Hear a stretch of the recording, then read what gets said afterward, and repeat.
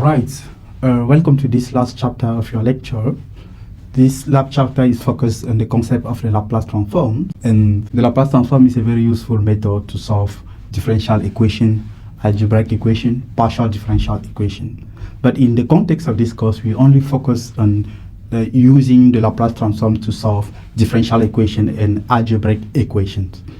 Alright, if you have a differential equation, the Laplace transform will turn the differential equation into algebraic equation, and you can use the algebraic equation. So we move from the differential equation to the algebraic equation by applying Laplace transform. Okay, it's denoted by this, the Laplace transform. Once you have the algebraic equation, it is high school problem, so we solve directly and obtain what we call the algebraic solution. Okay, and once you have the algebraic solution, you then use the inverse of the Laplace transform. Inverse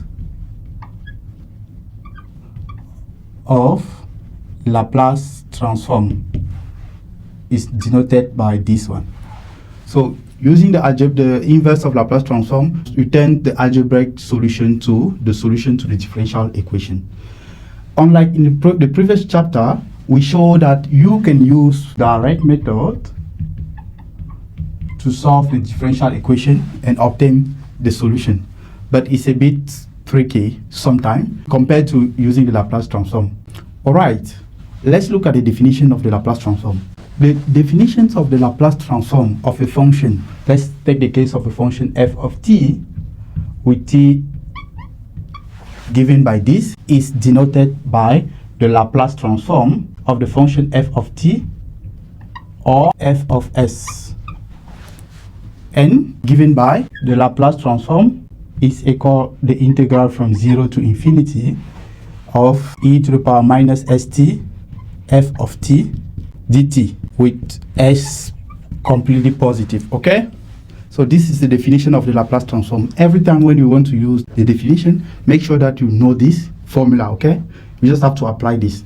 You'll see how to apply in what follows. Alright, let's take some example and see how we can apply the definition of the Laplace transform. So let's take this simple example. Example 1. Let function f of t be a simple function, a constant, let's say 1. Then what is the Laplace transform of this function? By definition, the Laplace transform of the function f of t is the integral from 0 to infinity of e to the power minus st times 1, right? The function f of t is 1 times dt. Alright, this is an improper integral as one of the limit is infinity, right? So the proper way to write this is to use the limit, to introduce the limit when k tends to infinity of the integral from 0 to k of e to the power minus st times 1 dt. Alright, this integral is very simple. So this is the limit when k tends to infinity of minus 1 over s times e to the power minus st from 0 to k. Okay, so this is the sk when k tends to infinity of the first part. The first part is minus 1 over s e to the power minus sk, and the second part of this is minus 1 over s times minus 1. Alright, what is this limit? When k tends to infinity, this limit is 0 if s is positive. Okay, so here if s is positive, this part tends to 0 for s positive. Finally, this is 1 over s. Alright, let's take a second example and see. I want us to do this.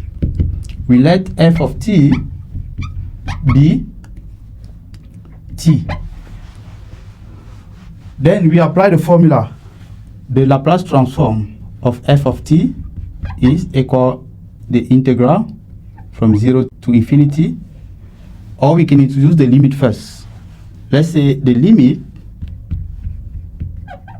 when k tends to infinity of the integral from 0 to k e to the power minus sk times t dt. We can use the integration by part here. To use the integration by part, if you let u, let's say u is equal t, then u prime is equal 1. V prime is equal e to the power minus st, then v is minus 1 over s times e to the power minus st. Okay? Then, if we substitute here u times v, this is the limit when k tends to infinity of minus 1 over s times e to the power minus st times t, minus become positive, right? So this is plus 1 over s integral from 0 to k of e to the power minus st dt. Alright, if you take the limit for this first part when k tends to infinity, then you see that this part is 0 for e positive. So this is 0 for s positive. Okay? Then we just have to focus on the second part. And from the second part, we already know from example 1 that the Laplace transform of this e to the power minus st is just 1 over s. So this is 0 plus 1 over s times 1 over s. This is 1 over s squared. Okay? I want you to do this quickly. You have to pause the video and solve this. Find Laplace transform of the function f of t such that f of t is equal t squared. So I want you to find this Laplace transform and share with me. Can you pause the video? You just have 2 minutes to solve this quickly and share your solution with me. You have to compare your solution with mine. Pause the video, please. Alright, welcome back. What's your solution? Mine is this, 2 over s to the power 3 for s positive, of course. Okay? This is what I obtained. Then we can generalize this in the case of t to the power n. If f of t is equal to t to the power n, then the Laplace transform of f of t in this case is n factorial over s to the power n plus 1, of course with s positive. Okay, so this is a general formula.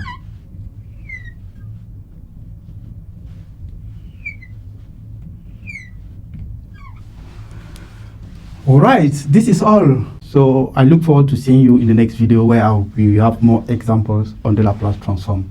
Thank you.